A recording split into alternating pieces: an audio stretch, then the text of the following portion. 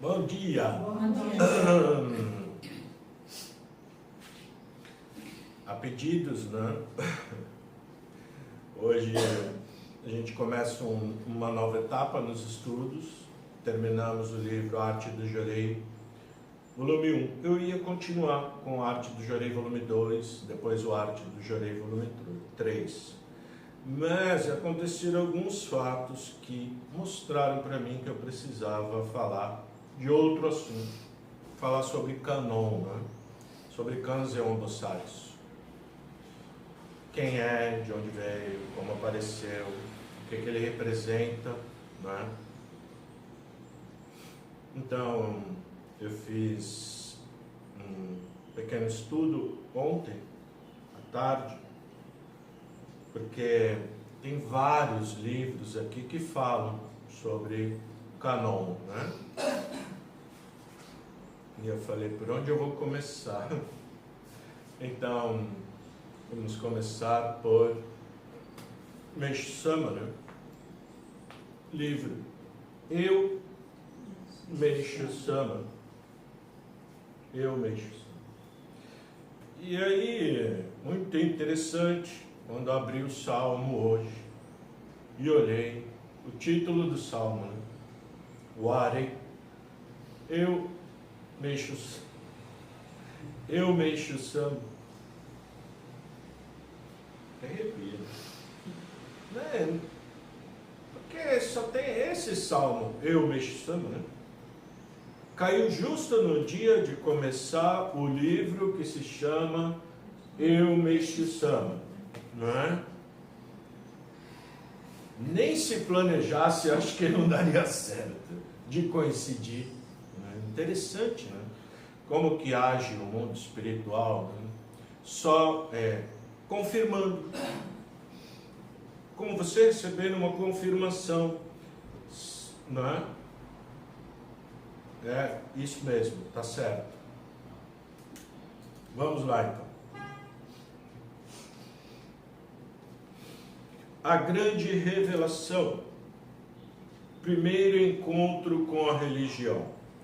Entre os empreendimentos de Meishu Sama, havia um projeto de levantar capital para fundar um jornal com o objetivo de apoiar causas sociais, tentativa na qual ele fracassou.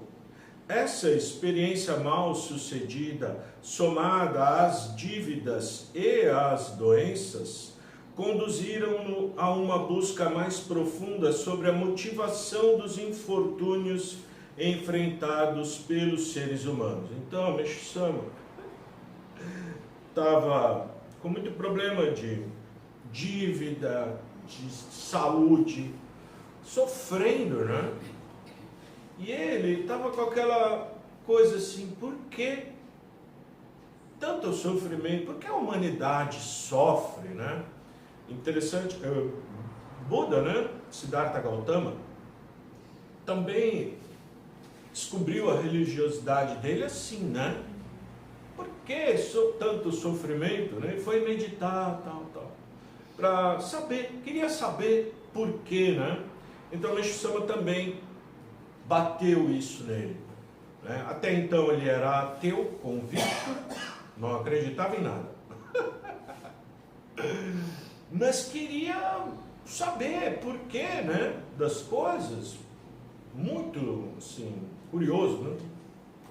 Assim, por volta de 1919, 1920, passou a buscar a religiosidade.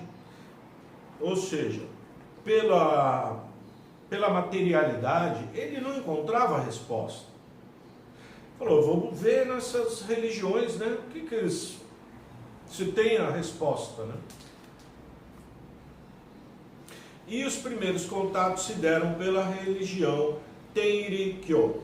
Já há o registro de uma visita de Ekai Kawaguchi, monge da escola Zen budista Obaku, famoso por ter feito 2 viagens ao Tibete e 4 ao Nepal. Essa escola surgiu em 1654. Então, entre 1919 e 1920, Meishu Sama começou então a buscar a religiosidade. ingresso na religião Oomoto e primeiro distanciamento. Fazia algum tempo que a religião Oomoto, fundada por Nao Deguchi em 1892, estava em pleno crescimento e era amplamente difundida no Japão através de conferências.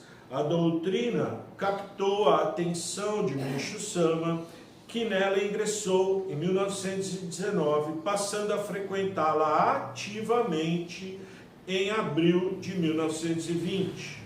Após ter assistido a uma palestra sobre a Oomoto proferida no bairro de Kanda. Os ensinamentos da Oomoto estão compilados em um livro psicografado pela fundadora da doutrina, intitulado O Fudesaki, que inclusive temos aqui em nosso estante para quem quiser ler. Tá? Destes, os que mais chamaram a atenção de Meishu Sama foram os que versavam sobre a reforma e a purificação necessárias à civilização para estabelecer eternamente o mundo ideal, e os que traziam advertências sobre os medicamentos conterem toxinas. Tais temas estavam em consonância com os pensamentos do grande mestre, que se indignava com a injustiça e a corrupção, razão pela qual sempre buscava uma forma de ajudar os mais necessitados. Além disso, havia experienciado os males provocados pela toxicidade dos medicamentos, quando obteve o alívio de sua dor de dente ao cessar a ingestão de remédios. Então, Meishu Sama parou de ter dor de dente quando parou de tomar remédio. Enquanto ele tomava remédio, ele tinha muita dor de dente, sofreu muito, né, com isso, tem vários relatos. Né? Após ter ingressado na religião, o grande mestre passou a incentivar seus funcionários a também se iniciarem na nova fé. Houve, todavia, um incidente em meados de 1920, quando ele, sua família e um grupo de funcionários se dirigiam a um encontro de aprimoramento em Ayabe, lugar sagrado da Oomoto.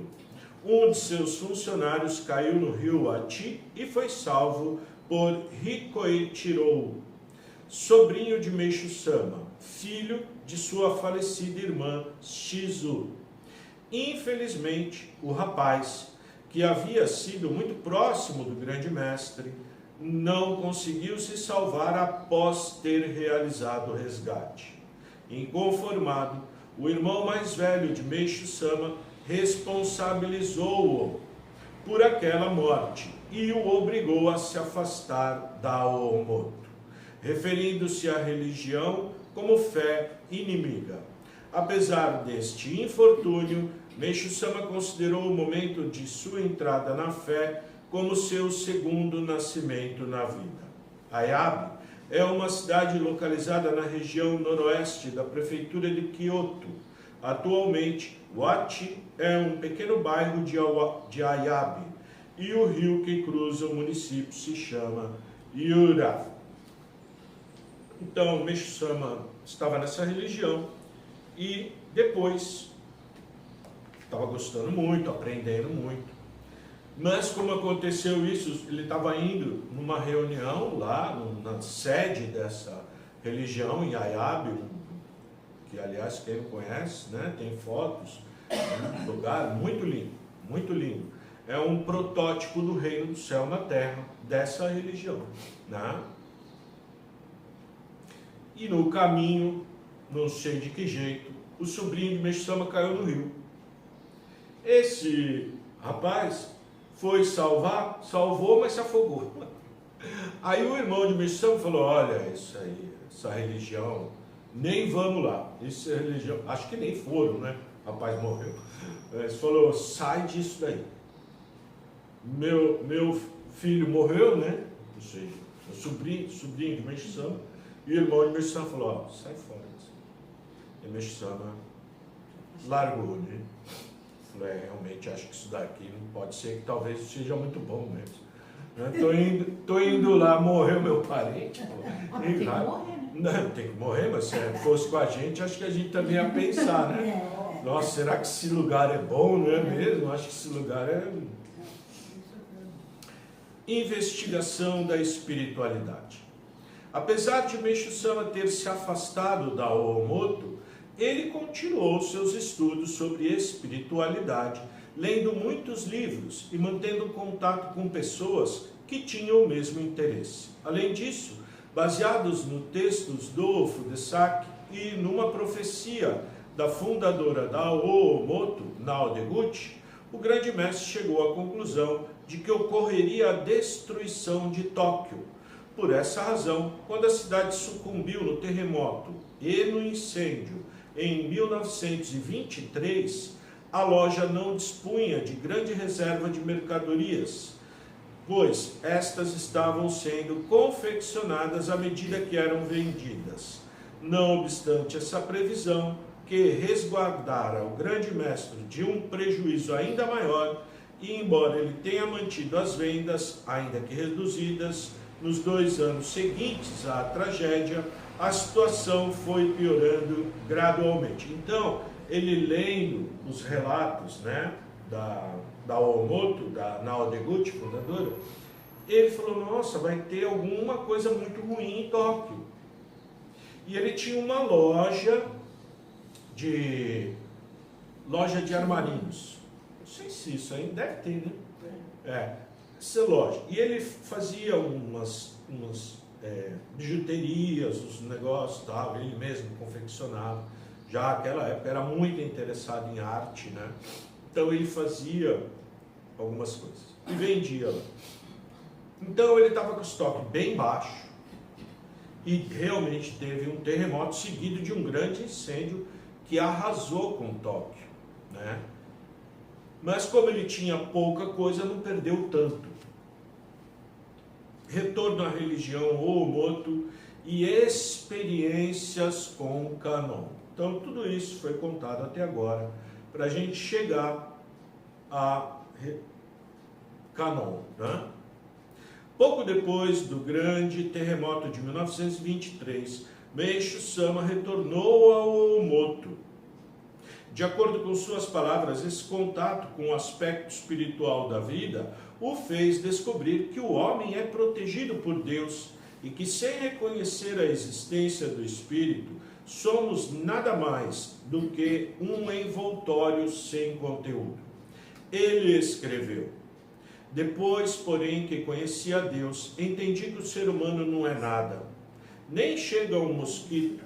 Se soprar um vento mais forte, já se destrói. Somente estando agarrado a Deus, vive seguro. Sem a proteção divina em qualquer situação, corre grande perigo.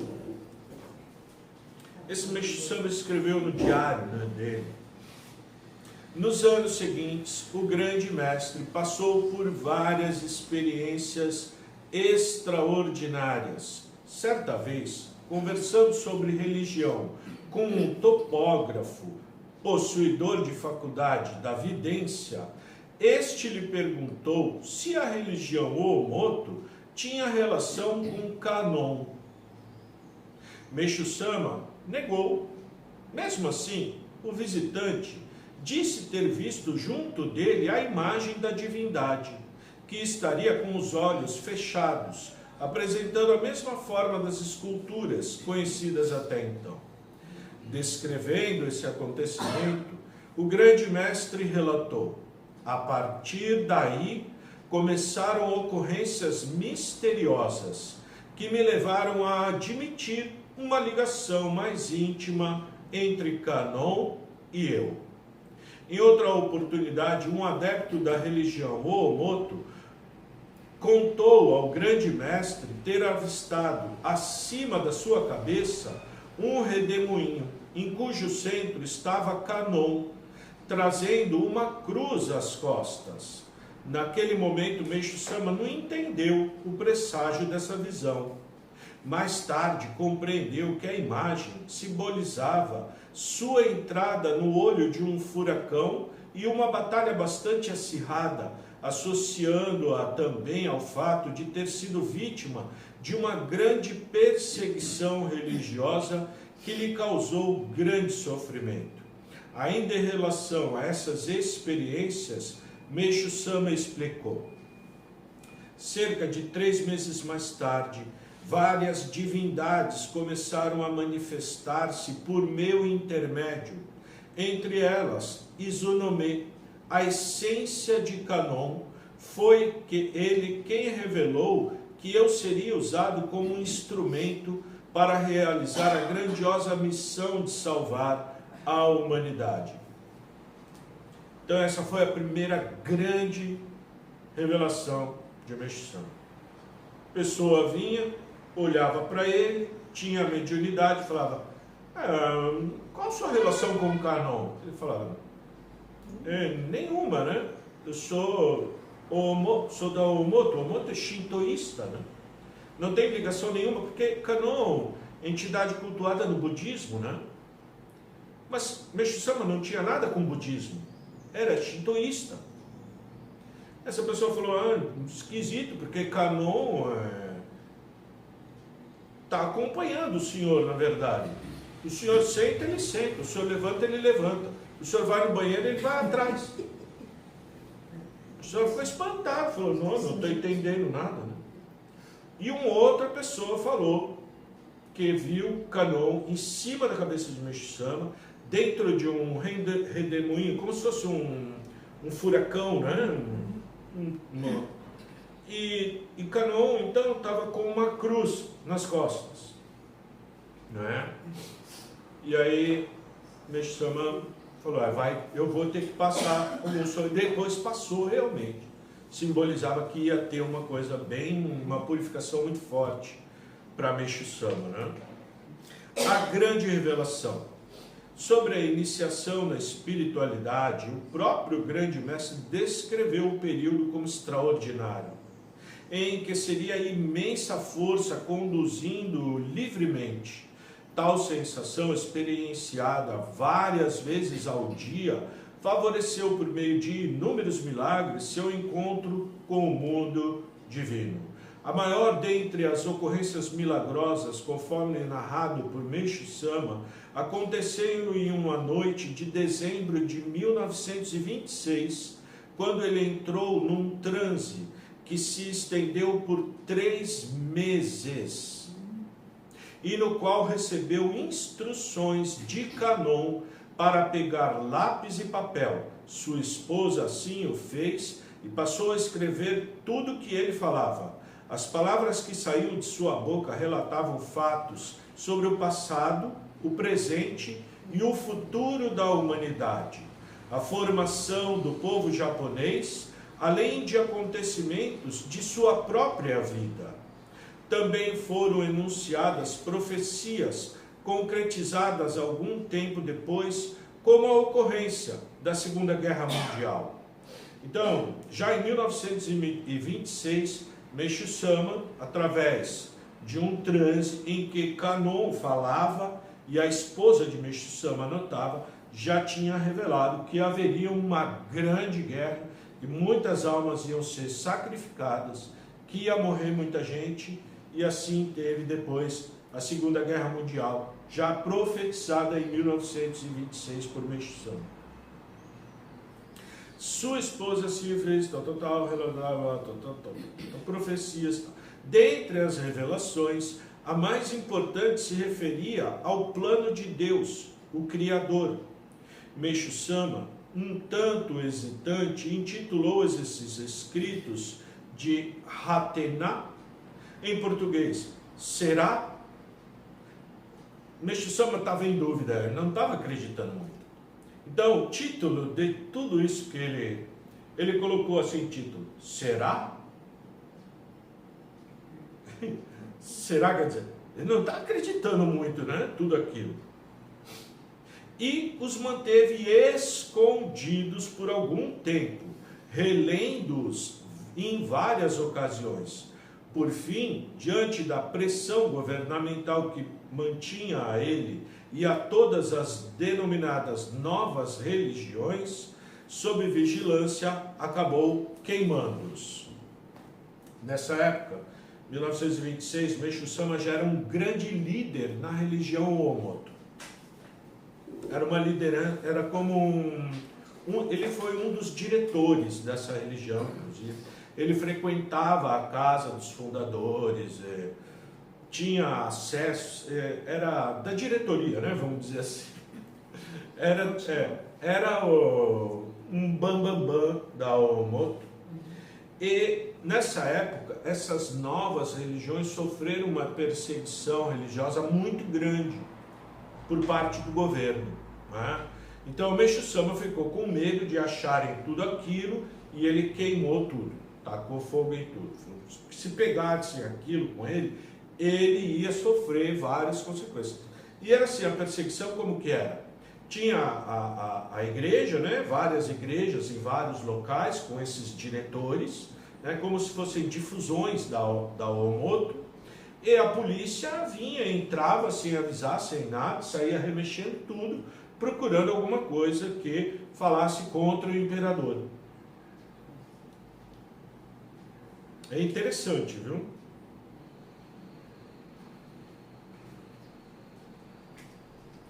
Primórdios da salvação com a aplicação da luz divina. Após ter recebido as iluminações, o grande mestre buscou uma forma de ajudar as pessoas por meio da força do espírito. Assim recorreu à prática chamada Chinkon Kin Shin Ho, técnica para acalmar a alma e se reconectar com Deus, que havia sido adotada e reforçada pela religião Oomoto.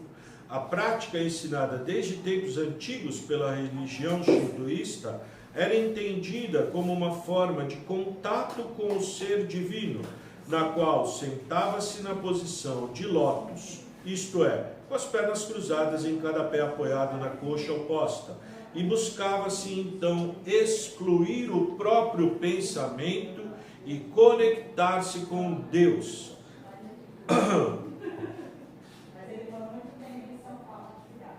Então, essa prática como uma meditação. Eu já pratiquei muito tempo isso. Só tem um problema, vicia. Você não quer mais fazer mais nada da vida. Você quer ficar com Deus.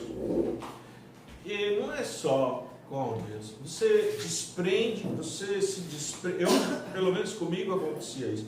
Me desprendia. Meu espírito, saía do corpo. E aí entrava no outra dimensão, né? Outra coisa. Isso durou, acho, quase 2 anos, né? Entre 2008 e 2010, mais ou menos. O tempo que eu estava meditando mais na Torre de Miroku, né? Eu sentava, ficava em frente ao altar. Então, porque assim, perguntei para o reverendo Mitsu, né? Como que faz meditação? Queria fazer meditação. Ele falou, então, você senta, né? Quietinho, né? E presta atenção à sua respiração, sente o ar entrar, sente o ar sair, e vem pensamento, né? Vem pensamento. Aí você ignora, deixa aí. Porque se você está prestando atenção que está vindo pensamento, porque você não está mais prestando atenção à sua respiração. Você mudou o foco. O foco não está mais sentiu o ar entrar, sentiu o ar sair. Sentiu o ar entrar, sentiu o ar sair. Sentiu o ar encher seu corpo, sentiu o ar sair do seu corpo. Você não está mais concentrado nisso. Você veio o pensamento, esqueceu de respirar. Nunca tinha feito, pelo menos nessa vida não. Outras já, muito, acho, até demais. Então, a primeira vez que eu fui fazer, sentei lá no altar e fiquei. Acho que algumas horas eu fiquei. Não foi pouco, foi bastante tempo.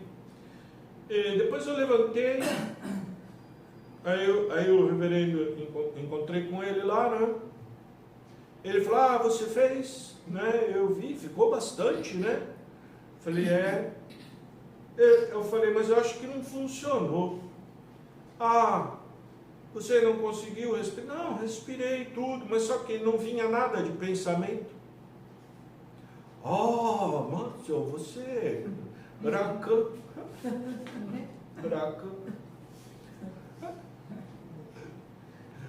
Ah, que bom, né? Muito interessante. Por que eu falei isso mesmo? Foi por acaso. Às vezes eu falo, depois eu esqueço por que eu falo. Meditação. Ah, sim, por causa do Qigong. É verdade. A constância da prática facilitava ao iniciante adquirir a força necessária para manifestar fatos extraordinários. A pessoa fazia essa coisa e aconteciam algumas coisas.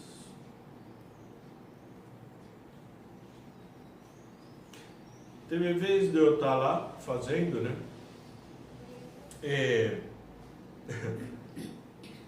Lá na Torre de Miroco, onde é a nave agora, antigamente era uma nave também, mas era uma casa, né? Tinha um altar, atrás do altar tinha uma cozinha, depois tinha uma lavanderia, né? Era uma casa, então, ali fizeram o altar. Tinha uma nave bem grande, né?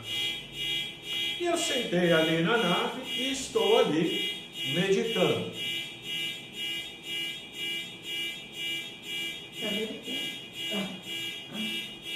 Aí estou ali meditando e escutei, obrigado. Aí escutei na cozinha barulho, não é? Então, fui lá na cozinha, estava o reverendo Mitsu lá, mexendo nas coisas, falei, Sensei, por favor, eu estou meditando, dá para o senhor não fazer barulho? Está me atrapalhando.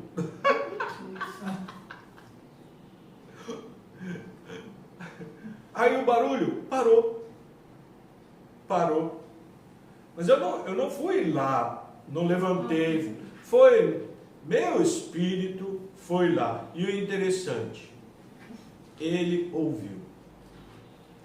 Isso é o mais interessante.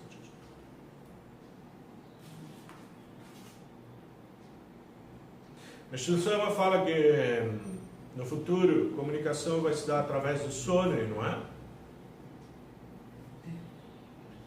Ele fala no futuro, mas ele falou isso lá, em 1926 ele já fazia isso.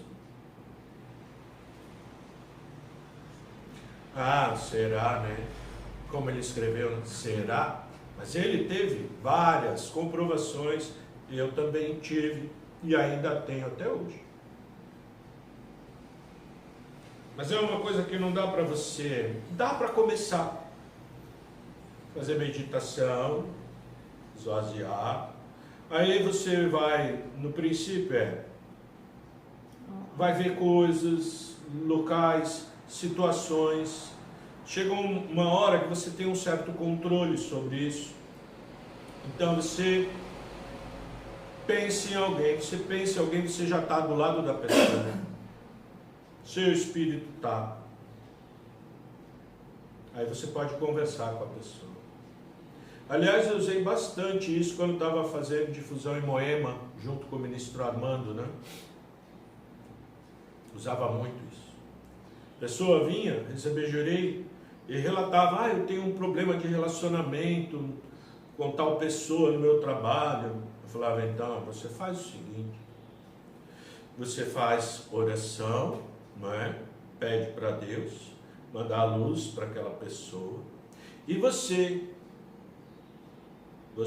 depois que fizer oração, sente, fica bem relaxado, bem tranquilo, bem calmo e imagina que você está lá no seu trabalho e que você vê essa pessoa, que você vai até essa pessoa e aí você conversa com essa pessoa, na sua imaginação. e explica para ela que você está incomodado com a situação, que você queria ficar bem com essa pessoa, que as mágoas sejam apagadas. Se explique para ela, conversa com ela, tudo na sua imaginação. Depois que você fizer isso, você agradece a Deus de ter tido a permissão de falar espiritualmente com aquela pessoa. A pessoa fala assim, o que é a imaginação? O que é o mundo espiritual? Não é o mundo do sonho? Pois é. Dia seguinte a pessoa vinha, ou na semana seguinte, né? Tinha pessoa que não ia receber jorei todo dia, uma vez por semana. Então a pessoa voltava. Aí eu ficava curioso, né, de saber se tinha funcionado. Porque eu mesmo resolvia muito problema assim, né? Comigo dava certo. Aí perguntava, como que foi? Aí a pessoa, o senhor não vai acreditar. Eu falei, não, eu vou. Se eu não fosse acreditar, eu não teria falado para você fazer. O senhor acredita que a pessoa começou a me dar bom dia? Está todo alegre. Teve pessoa que ganhou até presente. Porque não foi com uma pessoa, eu fiz com várias pessoas que relatavam que tinham problema de relacionamento. Teve pessoa que não deu certo? Teve. Pessoa que não funcionou, que não deu certo. Porque existia já, talvez, uma coisa kármica muito forte, né? Então, relacionamento familiar, briga de pai, mãe, filho, marido, não sei o quê. Coisas assim. Outra coisa é, às vezes, entrava intenções erradas, e aí o seu protetor também não deixa que aconteça nada disso. Tem pessoa que não consegue concentrar, não consegue imaginar, porque o próprio protetor não deixa. Tudo tem que ter permissão do nosso protetor. Então tem que pedir para ele que deixa, né? Também. Então, é uma coisa assim, não é tão simples, né? Como o Meixo Sama fez, ele pesquisou muito sobre o mundo espiritual. E não era uma pesquisa, ele pesquisava onde? No mundo ocidental, no mundo oriental, em tudo. Ele lia muito livro espírita, por exemplo, da década do século XIX, né? Século XIX, 1850, 1870, escritores ingleses, né? Que publicavam sobre o mundo espiritual ocidental, ele estudava. Ele participava de reuniões em que tinha vários médiuns, e aí espírito se manifestava, falava como era, como não era, como não era. Não sei se alguém já fez, eu fiz muito isso também já. Também frequentei muito lugar que eu fui. Aqui mesmo em Santos tinha um lugar, não sei, acho que fechou, chamava Casa da Luz. Não sei se ainda tem. Lá perto onde a senhora... Tem, né? Então eu fiz vários. Eu não ia frequentar para receber. A pessoa vai lá uma vez por semana, recebe um tipo de um tratamento espiritual. Eu fiquei sabendo que tinha vários cursos lá sobre espiritualidade, e eu fui fazendo um por um, né? Por exemplo, Reiki, nível 1, 2, 3. Eu poderia dar aula de Reiki, não sou formado em Reiki. Nunca quis, queria conhecer, queria saber. Estou falando muito de mim, né? Enfim. Mas é bom. Meixo Sama fala para estudar. Ele mesmo estudou, né? Foi em vários locais, várias religiões. Mesmo ele não encontrou de cara o Omoto. Ele foi na Tenrikyo, deve ter ido em outras até, buscando, aí encontrou o Omoto, ele gostou, aconteceu alguma coisa com ele, né? Que nem eu fui para a Messiânica, mas eu fiquei também, como ele ficou afastado. Eu fiquei 7 anos afastado.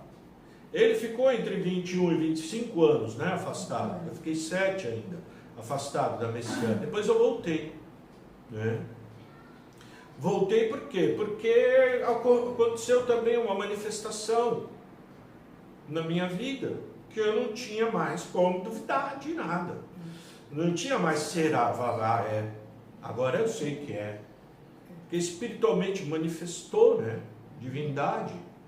Se mostrou, falou, mostrou, me mostrou, mostrou como eu estava no mundo espiritual, mostrou, nossa, tudo. Falou até o que tinha que fazer. Incrível, né? Aí não tem mais dúvida nenhuma, assim é muito fácil, né? Geralmente não ocorre isso com as pessoas, né? Por quê? Porque precisa também uma busca.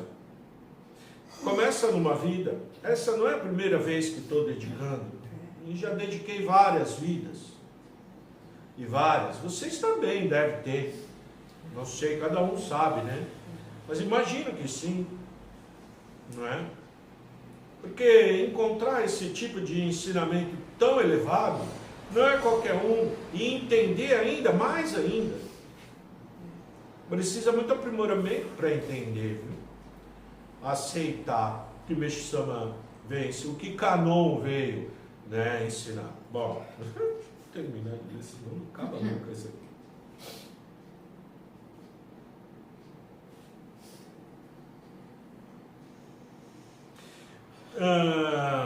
Então, conforme descrito por ele em seus ensinamentos, ele, nessa época, presenciou inúmeros milagres que lhe permitiram reconhecer a existência de Deus, admitir a grandeza de sua missão e comprovar a presença da esfera de luz que havia se alojado em seu ventre na época da manifestação de Kanon, a Nioi Hoshu, a qual ele considerava ser o próprio Espírito Divino, origem do poder de Kanon, aquela bola de luz, que é o poder de Kanon que se instalou dentro do ventre de Meshama, né? Sobre o método utilizado para curar, o grande mestre ensinou. Está acabando. Chinkon, palavra japonesa que significa ato de acalmar a alma.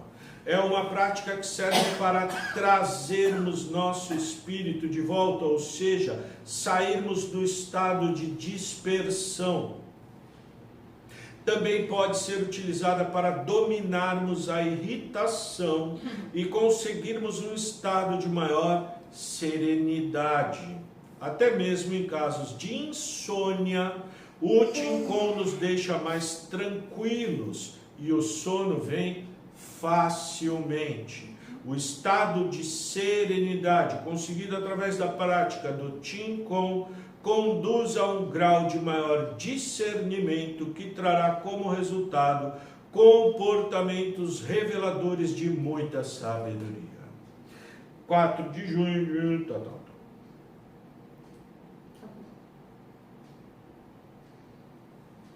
É isso, gente. Por hoje está bom.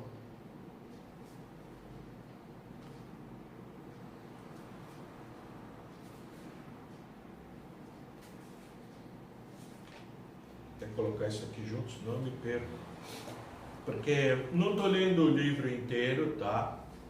São só os trechos que eu acho relevantes para nós entendermos sobre Kanon, tá? Então, todo dia de manhã a gente vai estudar sobre Kanon, né?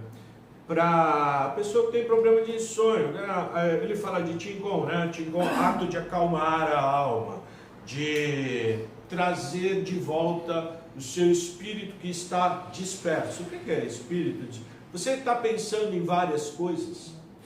Por que o espírito está disperso? Ele fala, seu espírito está disperso. Porque você é um espírito. Seu espírito se fragmenta. Quando você pensa em alguém, ele não fala de encosto de espírito. Ele não fala de encosto de espírito vivo. Quando alguém está pensando fortemente na outra pessoa, seu espírito vai lá. E a pessoa, inclusive, sente sono, pode sentir mal. Se você está pensando de uma forma negativa, né, com ódio, com raiva, a pessoa passa mal, pode prejudicar a pessoa, inclusive. Mas você é apaixonado por alguém, e está com aquela saudade, você encosta, a pessoa fica assim, meio sonolenta, tá sempre com sono, né? Por quê? Porque alguém pensando muito nela, então está com encosto de espírito vivo. Então, o nosso espírito, ele sai de nós e vai. Aonde ele vai? Aonde a gente está pensando. Quando inaugurou o Museu de Hakone, Meixo Sama deu uma palestra, ele falou assim: venham aqui pelo menos uma vez, aqui tem muita luz. Seu espírito, quando vocês vêm aqui, seu espírito se eleva, entra no mundo divino. E você vindo aqui uma vez, você, quando se lembrar, ou seja, você imaginar, que você lembrar, né? Você lembrar o que é um pensamento, uma lembrança, vem aquela cera do seu espírito, vai lá de novo e você recebe luz. Ou seja, você fragmentou. Mas o Tinkon não é fragmentar, não é você ir em lugar nenhum. Pelo contrário, é você ficar no nada. Você não é nada. Some tudo. Você é como uma morte até. Uma morte no sentido material, né? Acabou, tudo acaba. Não tem nada. Simplesmente você está respirando. E não vem pensamento, não tem nada. Barulho é uma musiquinha de fundo que você ouve. De repente, você vai com todo o seu espírito em algum lugar. Ou você vê alguma coisa. Ou, não sei. Mas no começo você não controla. Mas depois de um tempo dessa prática, você vai no lugar que você quer ir. Você fala alguém que você quer falar. É assim. Às vezes a pessoa pode ser que ouça, pode ser que não ouça.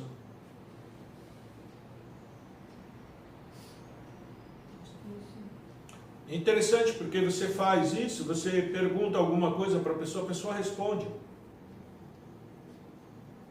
Na sua imaginação, né? Você pergunta, você está bem? A pessoa fala, estou bem. E você ainda pergunta para você, você está bem? Estou bem.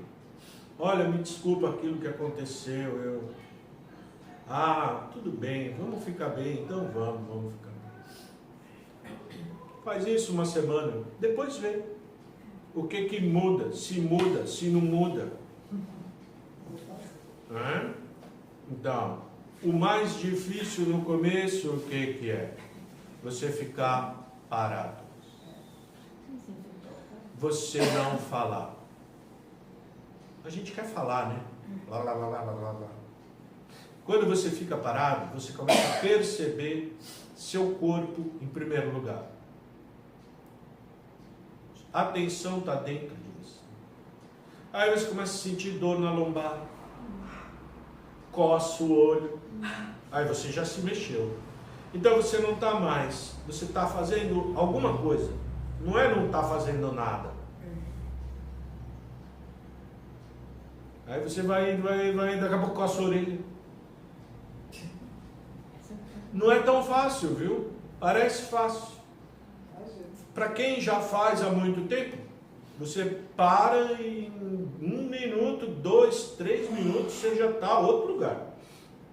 Mas para quem nunca fez no começo, talvez tenha alguma dificuldade. Para quem começar e não sentir dificuldade nenhuma, é sinal que já fez em outras vidas. Porque nas religiões isso é muito utilizado, todas quase. No budismo, todo mundo sabe, né? Tem meditação, não é? Na católica, os monges, o que eles fazem? Eles vão para o retiro, ficam num claustro. O que é o claustro? Você não fala com ninguém.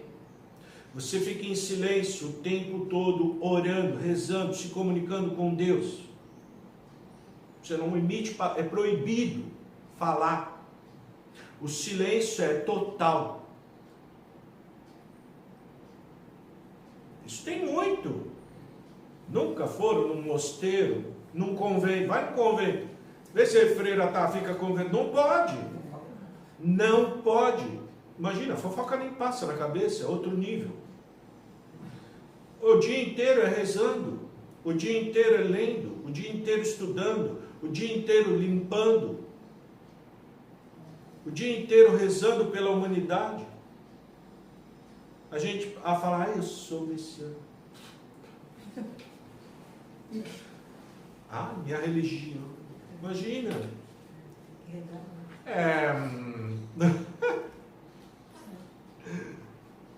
Tá bom, amanhã continua, às 9 horas, foi bem longo hoje.